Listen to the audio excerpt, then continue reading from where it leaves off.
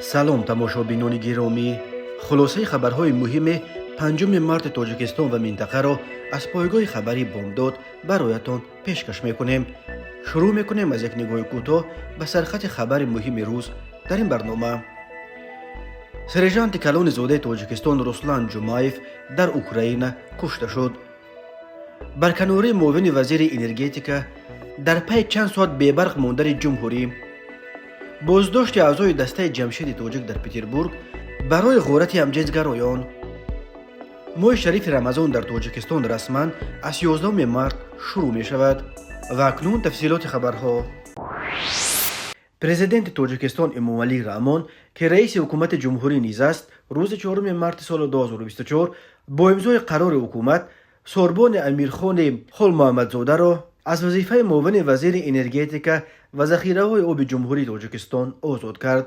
дар қарори ҳукумат сабаби барканории ин мансабдори баландпоя бо сабаби ба кори дигар гузаштан гуфта шудааст ва ягон шарҳи дигар дода нашудааст. сабаби аслии барканории Холмуҳаммадзода ва ба кадом кори дигар гузаштани ӯ маълум нест.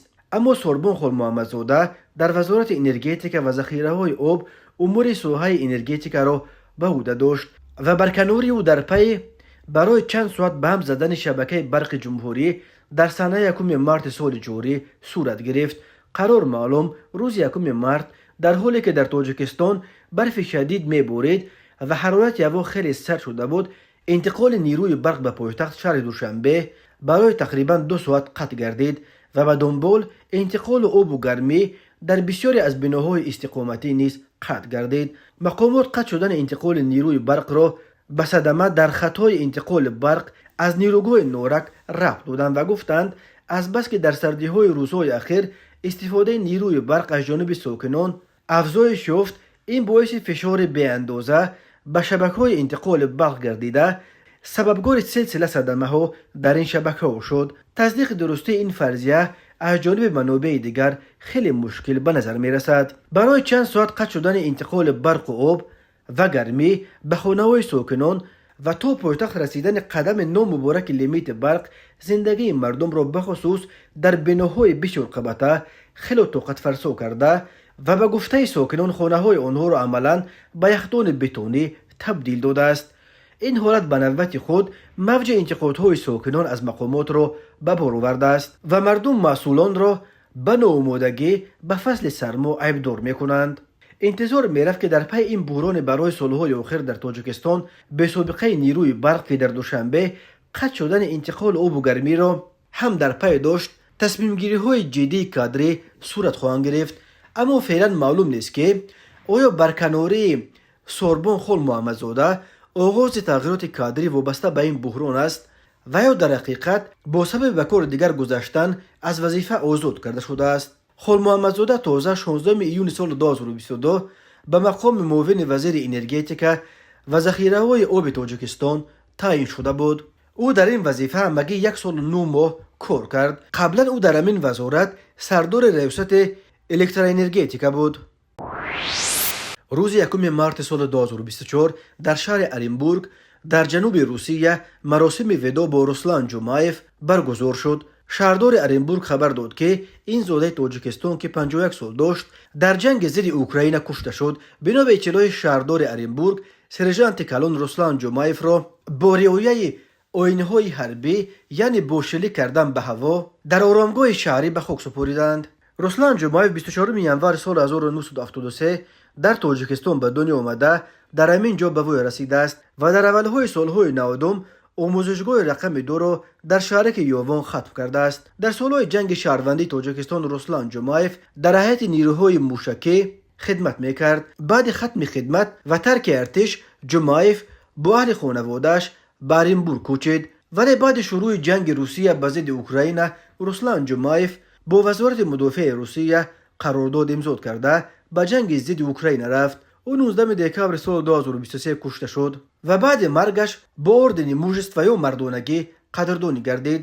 дар бораи дар куҷои Украина ва дар чӣ шароит кушта шудани ин зодаи Тоҷикистон маълумоте дастрас нашудааст, вале дар матни фармони президенти Русия Владимир Путин зикри шудааст ки сержанти калон Руслан Ҷумаев баъди маргаш барои шуҷоат و فیدوکوری هنگام اجرای وظیفه مخصوصی حربی با اردن سرفراز گردانیده می شود. از رسلان جمایف در ارنبورگ همسرش و دختر او کارینا باقی ماندند. روسیه روز 24 فوریه سال 2022 با بهانه گویا حمایت از اهالی روزبان دنباس به اوکراین حمله کرد.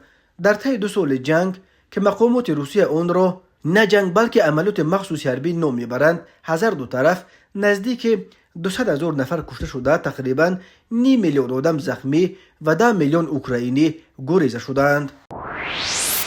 در شهر سانت پتربورگ روسیه اعضای یک دسته یا بند غارتگران را دستگیر کردند که به همجنسگرایان حمله آورده نمایندگان اقلیت‌های جنسی را غارت می‌کردند.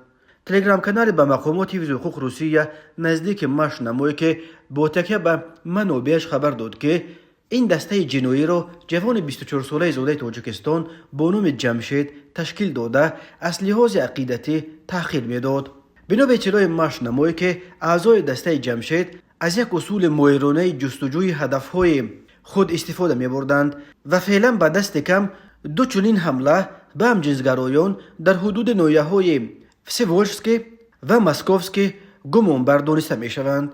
خود دستگیر شدگان که بنا به ویدیوی نشر شده شمارشان نه کمتر از 6 نفر است، برای شرح مستقیم قضیه دسترس نیستند، ولی به گفته منابع تلگرام کانال ماش نمایی که سرکرده این دسته جمشید در پلتفرم شناسایی در بین نمایندگان اقلیت‌های جنسی ملاقات عاشقانه قرار می‌گذاشت، ولی هنگام ملاقات همجنسگرایان به جای عشق و محبت مزه مشت و لغت جمشید را می‌چشیدند. بنا به فرضیه مقامات به تدریج سرکرده دسته به خلاصه اومد که آنها می‌توانند نه فقط برای ارزش‌های اخلاقی مبارزه برند بلکه از این راه پول هم کار کنند. بعد این اعضای دسته جمشید به غارت کردن همجنسگرایان که به دستشان میافتید سر کردند. ماشنمایی که می نویسد جبر دیده ها به پلیس مراجعت نمی کردند، چون که در این صورت باید تفصیلات ملاقاتشان با آدمان ناشناس را هم آشکار می کردند. جمشید و اعضای دسته او به جزا ماندن خود را ایست کرده به این کار جامعه تجارتی پوشاندند و جبر دیده ها را به بالای درس ادب دادن غارت هم کردن گرفتند. ولی قربان آخرین آنها خاموش نایستاد و به پلیس عریضه نوشته درباره ملاقاتش و چگونه 150,000 روبلش را به یغما بردن غارتگران را نقل کرد. اعضای دسته جمشید را الکی 2 روز بعد عریضه این جوان همجنسگرا دستگیر کردند. تفسیرات دیگر قضیه نشر نشده است. به بازداشت شدگان بر اساس ماده 161 کودکس جنایتی روسیه برای غارتگری همچون جزا تا 12 سال زندان تهدید میکند. تماشابینان عزیز، یادآور میشویم خلاصه مهمترین اخبار تاجیکستان را از پایگاه خبری بامداد تماشا دارید. برنامه را ادامه میدهیم. مجله دین و جامعه، نشریه کمیته دین و تنظیم و جشن و مراسم و هم سامانه رسمی این نهاد وابسته به حکومت تاجیکستان روز 4 مارس سال 2024 تقویم ماه شریف رمضان را که از جانب شورای علمای مرکز اسلامی سابق مفتیات تاجیکستان تصدیق گردیده است. بر اساس این تقویم ماه شریف رمضان امسال در تاجیکستان رسما 11 مارس شروع شده تا 9 اپریل یعنی 30 روز دوام میکند. این به معنی است که نخستین نماز تراویح را مسلمانان در مسجدهای تاجیکستان الکی شام 2 مارس خواهند خواند. از این تقویم همچنین برمیآید که عید سعید فطر در تاجیکستان به احتمال غالب روز 2 اپریل تجلیل خواهد شد. در تقویم تاکید شده است که آن را ریاست شورای علما بر اساس خلاصه پژوهشگاه استرافیزیکای اکادمی ملی علم‌های تاجیکستان تصدیق کرده است. در زیر تقویم همچنین خبر داده شده است که بر اساس قرار ریاست شورای علما فطر روزه 7 سامانی و فدیه صوم برای آنهایی که با یک دلیل عذرناک روزه گرفتن نمیتوانند برای 30 روز 420 سامانی مقرر کرده شده است. همین طور نصاب زکات موافق حساب‌های شرحی 35,275 سامانی برآورد شده است. یعنی مسلمانانی که داراییشان از 35,275 سامانی و تقریبا $3,000 بیشتر است باید زکات بسپارند. زکات از 35,275 سامانی در حدود 880 سامانی مقرر کرده شده است. در عموم به حساب حاضر است زکات مال تقریبا 2.5% از جمع دارایی‌های نفر واجب الزکات را تشکیل می‌دهد. مسلمانان باید هر سال یک مرتبه برای تازه کردن مال خود از دارایی‌هایشان زکات بسپارند. زکات اساساً به مردم نادار و احتیاجمند سپرده می‌شود. نظر به یک سال قبل فدیه صوم و فطر روزه تغییر نکرده است، ولی نصاب زکات نظر به یک سال قبل 3000 سومانی افزوده است. از 10 میلیون اهالی تاجیکستان تقریباً 98% را مسلمانان، اکثرا پیروان رویه حنفیه مذهب سنی و یک قسم پیروان رویه اسماعیلیه مذهب شیعه که اساساً در ولایت مختار کوهستان بدخشان به سر میبرند تشکیل میدهند. ماه رمضان برای مسلمانان ماه مقدس و ماه توبه و عبادت به شمار می رود.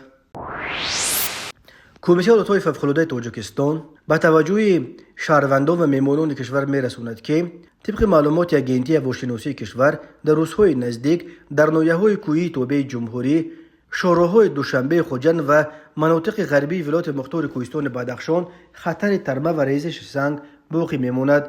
کمیسیون دولت‌های فوق‌العاده می‌گوید خطر فروریزی ترمه‌ها و ریزش سنگ همان در مناطق‌های ولایت مختار کوهستان بدخشان، نواحی‌های کوهی و نزد کوهی قطارکوهای ایسار، راه‌های دوشنبه خوروغ، دوشنبه خوجند، دوشنبه لخش، خوروغ مرغاب، خوروغ اشکاشم زیاد است. در رابطه با این کمیته از اهالی دعوت می‌نماید که از سفرهای بی ضرورت خودداری کنند، رفتن به جمع‌آوری هیزم، شکار و ماهی‌داری، گذر از منطقه‌های ترمخیز نیز در این روزها مصلحت داده نمی‌شود. ترمه و یخ و سنگریز و آفت‌های خطرناک طبیعی در کوهستان تاجیکستان به شمار می‌روند. سال 2023 در تاجیکستان 335 حالت ریختن ترمه و 48 مورد یخ و سنگریز ثبت شده است. در چندین حالت این آفت‌ها باعث مرگ انسان‌ها شدند.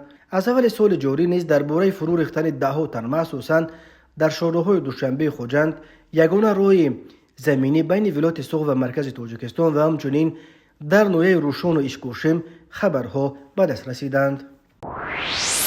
یک مادر تاجیک از شهر ولگگراد روسیه از هموطنان دست بخیر در آستانه ماه شریف رمضان درخواست کمک کرده است.